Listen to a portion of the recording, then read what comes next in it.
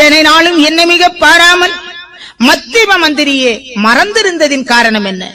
கைலைக்கும் எந்தனக்கும் கட்டான மந்திரி அல்லவோ, அகிலம் ஈரேழுக்கும் அடக்கம் உள்ள மந்திரி அல்லவோ, நீ எல்லால் வேறுள்ளதோ நெடிய திருமாலே?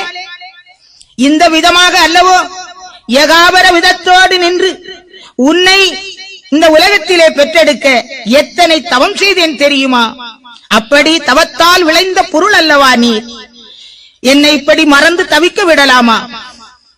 தேவர்கள், மறைமுனிவர்கள், நந்தி முதலான விதரூப சுத்தர்கள், வேதா மறைபல சாஸ்திரங்கள் இவையெல்லாம் பொய் சொன்ன காரணத்தினால் அவர்களிடத்திலே கேட்டேன்.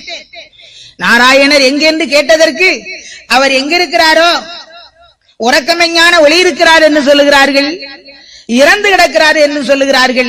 அவர் எங்கிருக்கிறார் என்பது தெரியவில்லை என்று அவர்களுடைய பொய்யுரையை நம்பி சும்மா கிடந்த கல்லை வலித்திழுத்து காலிலே போட்டவன் எப்படி மிகு பாரம் சுமப்பானோ அதுபோல சும்மா கிடந்த துண்டத்தை கலியனாக பிறவி செய்து எல்லையில்லாத பாடுபட்டு விட்டேன் மைத்துனரே.